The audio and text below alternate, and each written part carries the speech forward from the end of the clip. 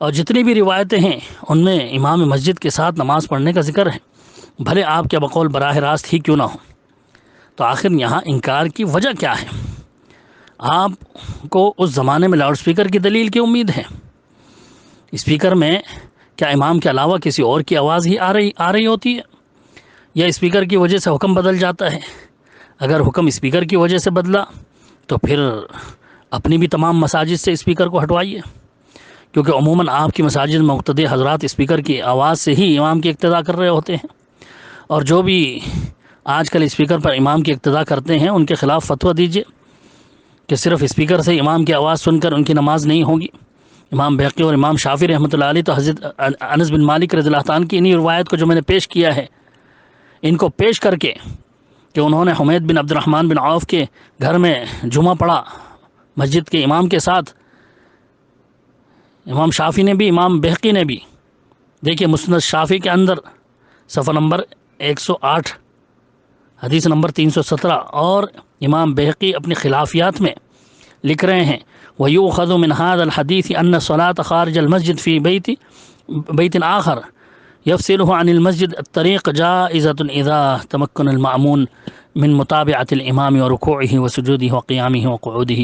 وكذلك الحديث الآتي الذي يسوغ الصلاة على ظهر المسجد فإنه مشروط بمعرفة حركات الإمام ليمكنه متابعته۔ یعنی حدیث سے یہ دلیل لی گئی ہے کہ مسجد سے باہر کسی اور گھر میں جس کے درمیان راستے کا فاصلہ بھی ہو نماز جائز ہے،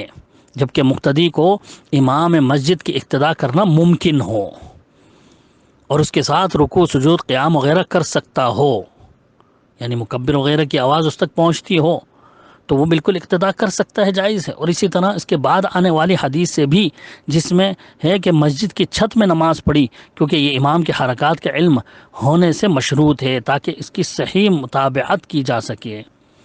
اور امام بہقی نے بھی اسی طرح سے لکھا ہے۔ یہاں امام شافعی اور امام بہقی وغیرہ نے واضح کر دیا ہے کہ امام کے حرکات کا علم ہونا شرط ہے تاکہ اقتداء صحیح کی جا سکے، بس براہ راست بغیر کسی وسیلے کے امام کی آواز سننا علماء سلف میں سے کسی نے بھی اس کو ضروری قرار نہیں دیا، اور نہ یہ شرط ہے، صرف علم ہونا شرط ہے، اور اسپیکر سے یہ چیز بخوبی حاصل ہو سکتی ہے،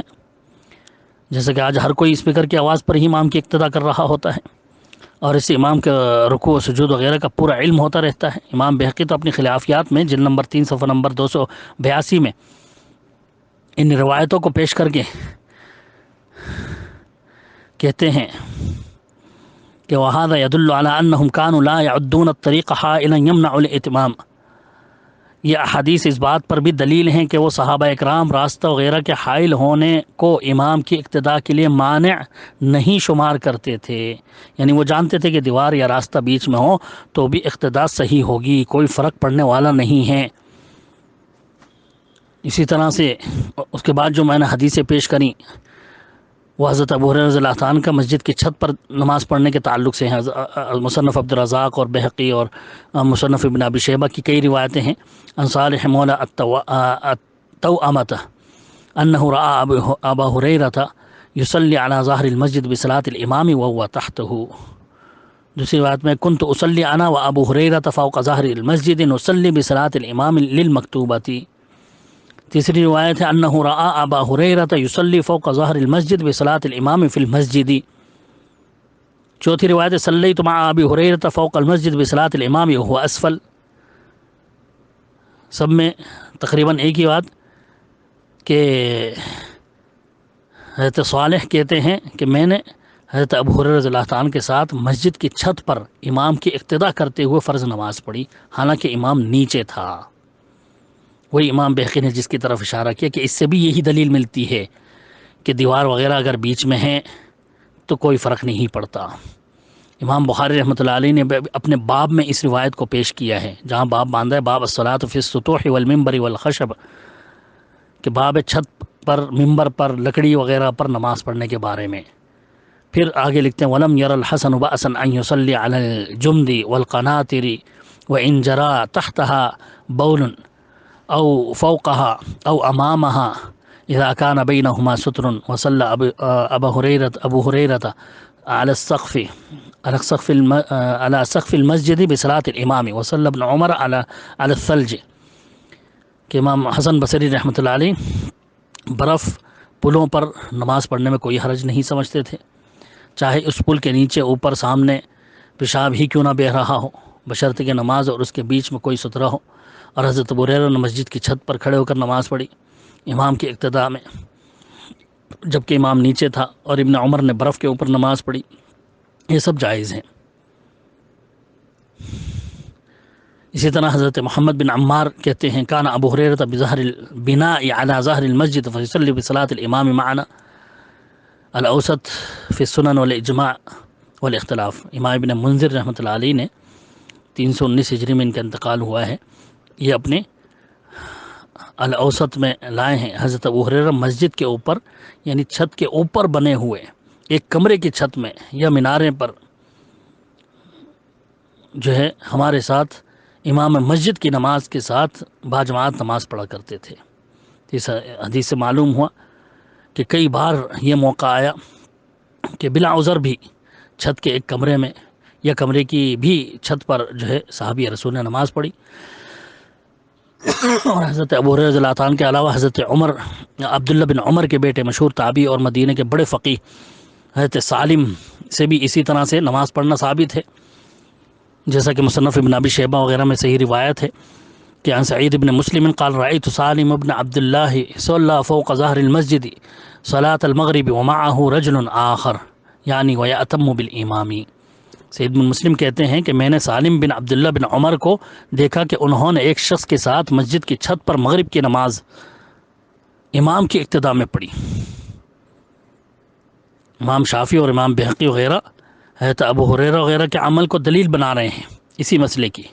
کیونکہ بیچ میں دیوار بھی ہے اور امام کو دیکھ بھی نہیں رہے اور براہ راست امام کی آواز بھی نہیں پہنچ رہی، پھر بھی حضرت ابو ہریرہ وغیرہ نے چھت کے اوپر نماز پڑھی۔ لیکن مفتی صاحب کہتے ہیں کہ دلیل ہی نہیں بنتی، اور لکھتے ہیں کہ یہ حدیث بھی مسئلہ متنازع فی میں نہ دلیل نہ موافق، اس سے دلیل پکڑنا نری سینہ زوری ہے۔ جبکہ مفتی صاحب کے اقتداء صحیح ہونے کے اصولوں میں سے ایک بھی اصول اس میں نہیں پایا جا رہا ہے، یعنی امام کو براہ راست دیکھ بھی نہیں رہے، بیچ میں دیواریں بھی ہیں اور غالباً مکبر کی ہی آواز سے اقتداء کر رہے ہیں، تو یہ دلیل کیوں نہیں بنی؟ اور میری سمجھ سے یہ باہر ہے۔ خیر اگلی دلیل اور واضح تھی جو میں نے پیش کری تھی۔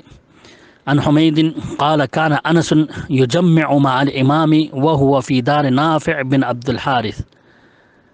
بیت مشرف على المسجد له باب الى المسجد فكان يجمع فيه ويأتم بالامام۔ مصنف ابن ابی شیبہ حدیث نمبر 6158۔ یعنی حضرت انس بن مالک جمعہ پڑھا کرتے تھے امام کی اقتداء کرتے ہوئے نافع بن عبد الحارث کے گھر میں، اور وہ گھر مسجد سے بلندی کی جانب تھا، یعنی پہاڑی یا ٹیلے وغیرہ پر تھا، اور اس کا ایک دروازہ مسجد کی طرف کھلتا تھا، تو وہ وہاں اس گھر میں جمع ہو جاتے اور امام کی اقتداء میں نماز پڑھتے تھے۔ یہ مصنف ابن ابی شیبہ کی صحیح روایت ہے، بالکل واضح ہے۔ سید سابق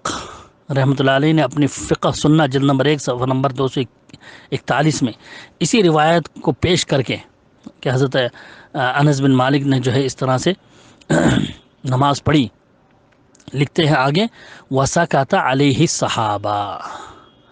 اور صحابہ اس پر خاموش رہے، یعنی حضرت انس جو ہے وہ مسجد سے باہر محلے کے گھر میں امام کی اقتداء کرتے ہوئے نماز پڑھ رہے ہیں، اور صحابہ اس پر خاموش رہے، کسی نے کوئی اعتراض نہیں کیا، گویا کہ صحابہ کا اس مسئلے میں اجماع سکوتی ثابت ہوا۔ اسی طرح امام ابن منذر رحمۃ اللہ علیہ انہوں نے اپنے اوسط میں لکھا وقال طائفۃ الصلاۃ خارج المسجد بصلاۃ الامام جائزۃ وروینا عن انس بن مالک انه كان يصلي في دار ابی عبداللہ في باب الصغير الذي يشرف في المسجد وهو يرى ركوعهم وسجودهم، وجمع انس مع الامام وهو في دار نافع بن عبد الحارث بيت يشرف على المسجد له باب الى المسجد يأتم بالامام۔ حدیث نمبر 1870 میں، یعنی امام ابن منذر نے کہا کہ سلف کی ایک جماعت نے کہا ہے کہ مسجد کے باہر امام مسجد کی اقتداء میں نماز پڑھنا جائز ہے۔ دلیل میں وہی حضرت انس رضی اللہ عنہ کا عمل پیش کیا۔ گویا وہ یہ بتا رہے ہیں کہ سلف نے اسی حضرت انس بن مالک کے عمل سے استدلال کرتے ہوئے اس کو جائز مانا، جبکہ مفتی صاحب اس کو دلیل نہیں مان رہے۔ مفتی صاحب کہہ رہے ہیں کہ حضرت انس کے اس عمل سے انس کے اس واضح عمل کا عقلی و ضنی انکار بالکل واضح طور پر۔ مفتی صاحب لکھتے ہیں کہ یہ حدیث بھی ہمارے اس مسئلے کی دلیل بننے کی صلاحیت نہیں رکھتی، کیونکہ حضرت انس جس گھر میں نماز پڑھتے تھے اس گھر میں امام کی آواز بلا واسطہ آتی تھی، کیونکہ وہ مسجد سے ملا ہوا تھا اور اس کا ایک دروازہ مسجد میں بھی کھلتا تھا۔ یہاں سوال میں صورت بالکل الگ ہے، آواز لاؤڈ اسپیکر کے واسطے سے پہنچ رہی ہے اور یہ گھر پڑوس میں ہے۔ کوئی ایسا نہیں کہ ان کا دروازہ مسجد میں کھلتا ہو اور اس کے رہنے والے امام کی آواز بلا واسطہ اسپیکر کے سنتے ہوں۔ اللہ اکبر! واقعی مفتی صاحب نے تو انتہا کر دی۔ پتہ نہیں اپنے سامعین کو بالکل ہی بیوقوف سمجھ کر فتویٰ دیتے ہیں یا اپنے اوپر ہی انہوں نے تقلید کا پٹا ایسا ڈال دیا کہ کچھ سوجھتا ہی نہیں ہے انہیں، یا پھر یہ جماعت سے بغض کا نتیجہ ہے کہ اس طرح کی انہوں نے تعویلیں کری ہیں کہ اتنی واضح حدیث ہے، لیکن افسوس مفتی صاحب یہاں بھی لاؤڈ اسپیکر ہی کی دلیل ڈھونڈ رہے ہیں کہ صحابہ کے دور میں ان کو لاؤڈ اسپیکر کی دلیل دی جائے، حالانکہ خود اسپیکر استعمال کر رہے ہیں اپنی مسجدوں میں، لیکن ضد و حسد کی انتہا ہے کہ ہم سے اسپیکر کی دلیل چاہتے ہیں، اور اپنی عقل سے ہی ٹھوک دیا کہ وہ تو بغیر کسی واسطے کے امام کی آواز سن رہے تھے۔ آخر اس کی کوئی ایک دلیل تو دے دیتے کہ مکبر کے بغیر واسطے کے وہ اتنی دور محلے کی مسجد گھر کے اندر امام کی آواز سن رہے تھے۔ اپنے ہی خیال سے یہ بھی بنا لیا کہ وہ گھر کی مسجد سے بالکل ملا ہوا تھا اور اس کا دروازہ مسجد میں کھلتا تھا، حالانکہ حدیث کے الفاظ سے بالکل واضح ہے کہ مسجد سے اونچے مقام پر، یعنی کسی پہاڑی یا ٹیلے پر وہ گھر تھا، ہاں اس کا ایک دروازہ مسجد کی طرف کھلتا تھا۔ مفتی صاحب حدیث کے الفاظ پر ذرا غور کر لیں، بابن الی المسجدی ہے، بابن فی المسجدی کے الفاظ نہیں ہیں وہاں، بابن الی المسجدی ہے۔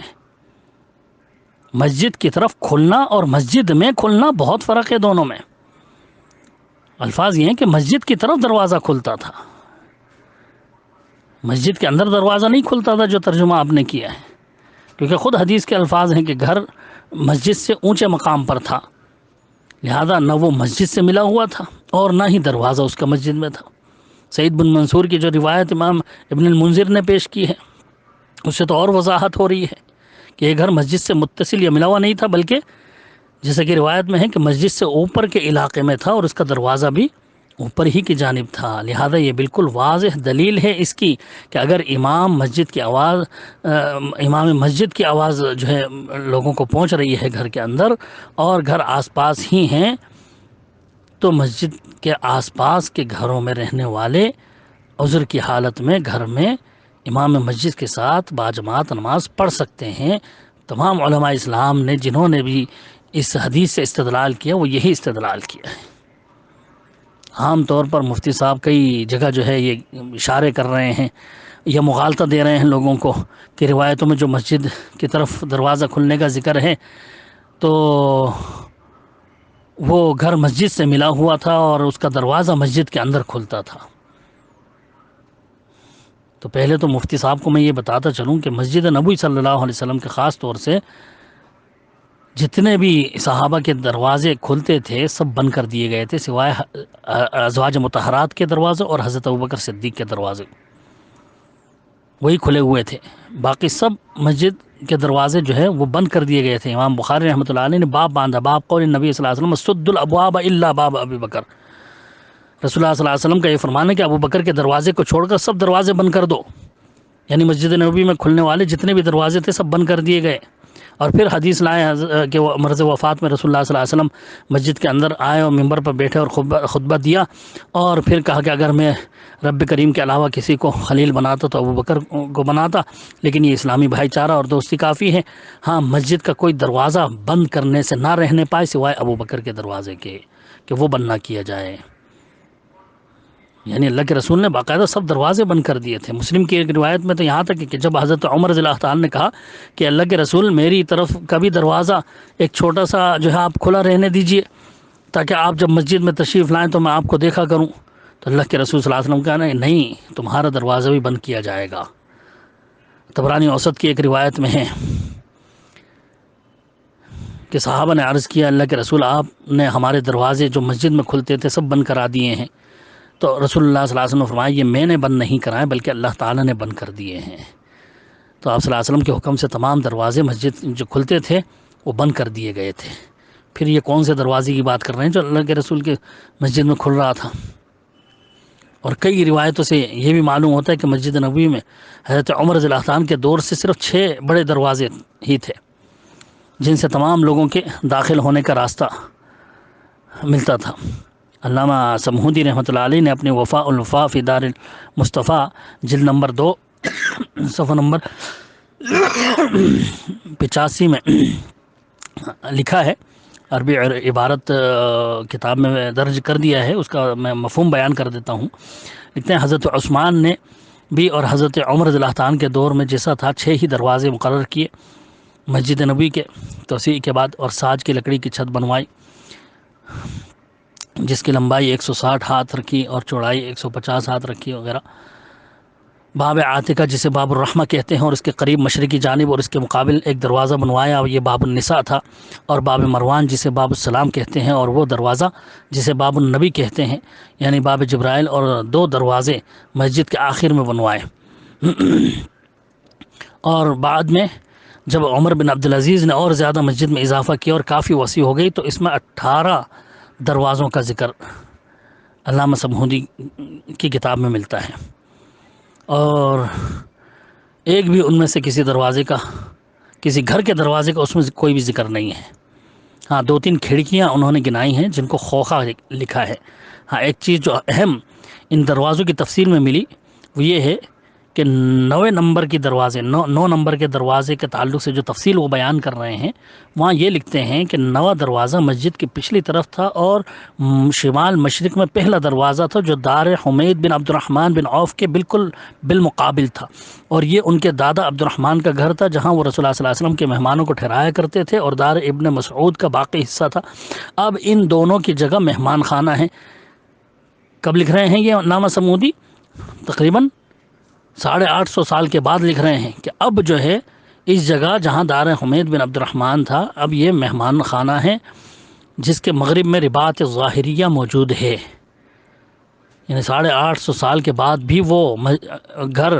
حمید بن عبد الرحمن کا موجود ہے، جبکہ کئی بار مسجد کی وسعت کی گئی ہے، مسجد کو اور چوڑا کیا گیا، لیکن پھر بھی یہ دار حمید مسجد میں نہیں آیا۔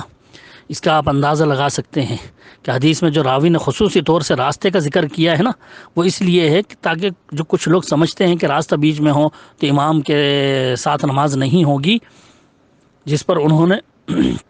یہ واضح کرتے ہوئے بتایا کہ صحابی نے تو نماز پڑھی جبکہ بیچ میں راستہ بھی تھا، ورنہ وہ گھر اندر محلے میں تھا، کہ اتنی بار مسجد کی توسیع ہونے کے بعد بھی وہ مسجد میں نہیں آیا، اور 850 سال کے بعد بھی وہ مسجد کے باہر جو ہے وہ ایک مہمان خانہ تھا وہ گھر۔ بہرحال اگلی حدیث جو میں نے پیش کی تھی وہ تھی عن قاسم ابن محمد عن عائشة انہا كانت تصلی بصلاة الامام فی بیتها وهو فی المسجد۔ مصنف عبدالرزاق حدیث نمبر 4883۔ استمرار کے لفظ کے ساتھ ہے کانت تصلی، یعنی حضرت عائشہ اپنے گھر میں ہوتی اور مسجد نبوی کے امام کی اقتداء میں نماز پڑھا کرتی تھیں، یعنی وہ اپنے حجرے کے اندر پڑھتی تھیں نماز اور امام مسجد میں ہوتا تھا۔ مفتی صاحب کہتے ہیں کہ یہ حدیث ہمارے اس مسئلے کے متعلق ہے ہی نہیں، کیونکہ یہ براہ راست امام کی آواز سنتی تھیں اور ان کے حجرے کا دروازہ مسجد میں ہی کھلتا تھا۔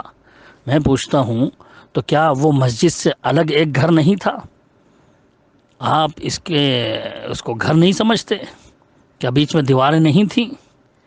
آئیے اس تعلق سے اور وضاحت کے ساتھ دوسری حدیثیں میں آپ کے سامنے رکھ دیتا ہوں، شاید آپ کی غلط فہمی دور ہو جائے۔ دیکھیے امام مالک رحمۃ اللہ علیہ اپنی معطا میں حدیث لائے ہیں کہ حدثنا مالک عن ثقة عنده ان الناس كانوا يدخلون حجر ازواج النبي صلی اللہ علیہ وسلم بعد وفاة النبي صلی اللہ علیہ وسلم فيصلون فيها الجمعة قال وكان المسجد يضيق على أهله فيتوسعون بها وحجر أزواج النبي صلی اللہ علیہ وسلم ليست من المسجد ولكن أبوابها شارعة في المسجد. بالکل واضح ہے. امام مالک جو ہے وہ ایک ثقہ تابعی سے نقل کرتے ہیں کہ لوگ نبی صلی اللہ علیہ وسلم کی وفات کے بعد آپ صلی اللہ علیہ وسلم کی بیویوں کے حجروں میں داخل ہوتے تھے اور جمعے کی نماز پڑھتے تھے، کیونکہ مسجد تنگ ہو گئی تھی، وہ اس میں وسعت اختیار کرتے تھے، اور نبی صلی اللہ علیہ وسلم کی بیویوں کے حجرے مسجد میں نہیں تھے. وحجر ازواج النبی صلی اللہ علیہ وسلم لیست من المسجد. امام مالک خود وضاحت کر رہے ہیں کہ جو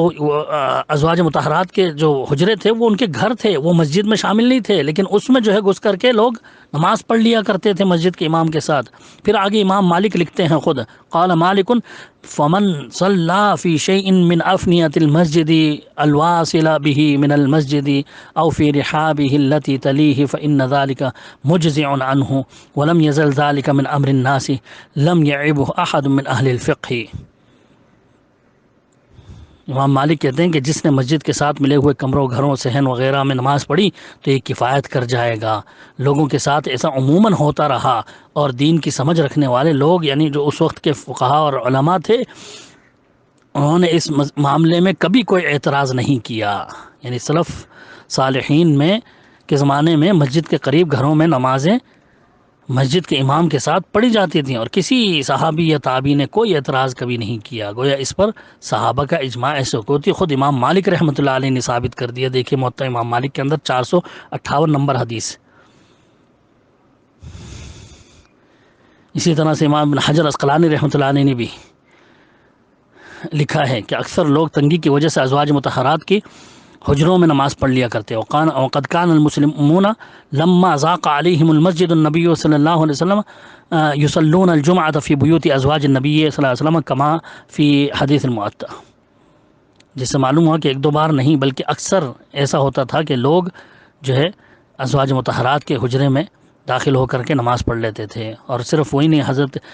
مشہور صحابی رسول حضرت عبداللہ بن عباس رضی اللہ تعالیٰ نے بھی حجرے میں امام کے ساتھ نماز پڑھی. دیکھیے فتح الباری کے اندر جلد نمبر 6 صفحہ نمبر 229 میں امام ابن حجر لائے ہیں روایت ان محمد ابن عمرو بن عطاء قال صلیت مع ابن عباس فی حجرت میمونۃ زوج النبی صلی اللہ علیہ وسلم بصلاۃ الامام یوم الجمعہ، کہ محمد بن عمرو نے کہا کہ میں نے ابن عباس کے ساتھ ام المؤمنین حضرت میمونہ کے حجرے میں امام مسجد کی اقتداء میں باجماعت نماز پڑھی. پس جب معلوم ہو گیا کہ صحابہ کے زمانے میں لوگ ازواج مطہرات کے گھروں میں امام مسجد کے ساتھ نماز پڑھ لیا کرتے تھے اور وہ حجرے گھر مسجد میں شامل نہیں تھے، تو مسئلہ ثابت ہو گیا کہ مسجد کے علاوہ گھروں میں امام مسجد کی اقتداء میں عذر کے موقع پر بالکل نماز پڑھنا جائز ہے. یہ بالکل اس مسئلے کی دلیل بنتی ہے. مفتی صاحب کا یہ کہنا کہ دلیل ہی نہیں بنتی، یہ بالکل غلط اور باطل ہے. آئیے اور واضح حدیث دکھا دوں. اگلی روایت جو میں نے پیش کی تھی عن منصور قال كان الى جنب مسجدنا سطح عن يمين المسجد اسفل من الامام فكان قوم هاربين من امارة الحجاج وبينهم وبين المسجد حائط طويل يصلون على ذلك السطح ويأتمون بالامام فذكرته لابراهيم فرآه حسنا. مصنف ابن ابی شیبہ حدیث نمبر 6162. لکھتے ہیں منصور بن معتمر نے بیان کیا کہ ہماری مسجد کے قریب دائیں جانب ایک گھر کی چھت تھی جو امام سے یعنی مسجد کی سطح سے نیچے تھی. حجاج بن یوسف کی عمارت کے دنوں میں اس ظالم کے پکڑ سے بھاگ کر کچھ لوگ اس گھر کی چھت پر مسجد کے امام کے ساتھ یعنی اس کی اقتداء میں نماز پڑھا کرتے تھے، حالانکہ ان کے اور مسجد کے درمیان ایک طویل دیوار بھی تھی. تو میں نے مشہور تابعی ابراہیم نخعی رحمۃ اللہ علیہ سے اس بارے میں پوچھا تو انہوں نے اس کی تحسین کی، یعنی اس کو اچھا اور درست خیال کیا کہ کوئی حرج نہیں. اس حدیث کا جواب مفتی صاحب وہی عقلی اور ضنی دیتے ہوئے فرماتے ہیں کہ اس کا مسئلہ بھی مسئلہ ما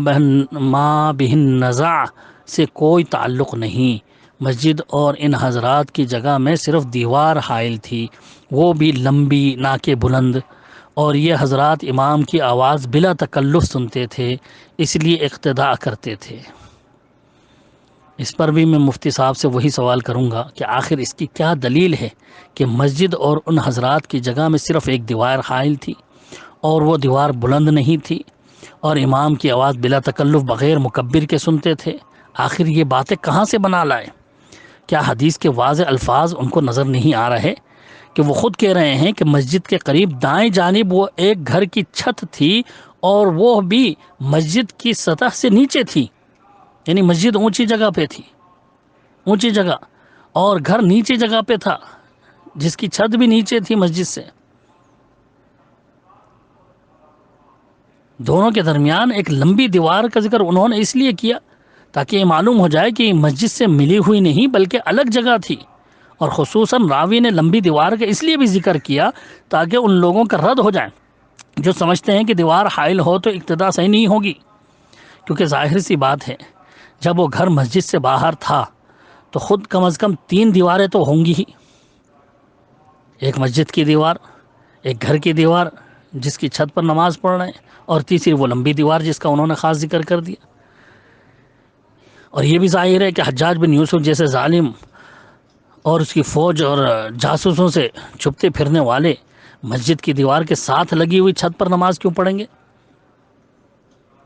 یقیناً وہ کسی دور گھر کے اندر ہی چھپ کر کے نماز پڑھ رہے ہیں۔ ہر عقل والا اس چیز کو سمجھ سکتا ہے کہ ایک ظالم حاکم سے چھپتے بھاگنے والا جو ہے بھلا مسجد کے قریب بھی کیوں بھٹکے گا؟ سامعین خود انصاف سے غور کر سکتے ہیں اس پر کہ کیا اس حدیث سے صاف واضح اس چیز کی دلیل نہیں مل رہی کہ اگر امام کی آواز سن رہا ہو تو مسجد سے باہر کسی گھر یا گھر کی چھت پر مسجد کے امام کے ساتھ باجماعت نماز پڑھی جا سکتی ہے؟ آخر یہ ہمارے موقف کی دلیل کیوں نہیں بن سکتی؟ اس لیے کہ بقول مفتی صاحب لمبی دیوار حائل تھی، بلند دیوار نہیں تھی، یا اس لیے کہ آپ کے فہم کے مطابق انہوں نے براہ راست بغیر کسی واسطے کے امام کی آواز سنی تھی، ان کو لاؤڈ سپیکر سے سننا چاہیے تھا، تبھی وہ ہمارے موقف کی دلیل بنتی؟ اللہ تعالی رحم فرمائے۔ ہو سکتا ہے اتنی آسان فہم بعد مفتی صاحب کو جو ہے شاید ضد اور حسد کی یا پھر تقلید کی پٹی نے جو ہے وہ سمجھنے نہیں دیا۔ اللہ تعالی ہم سب پر اپنا رحم و کرم فرمائے اور دین کی صحیح سمجھ دے۔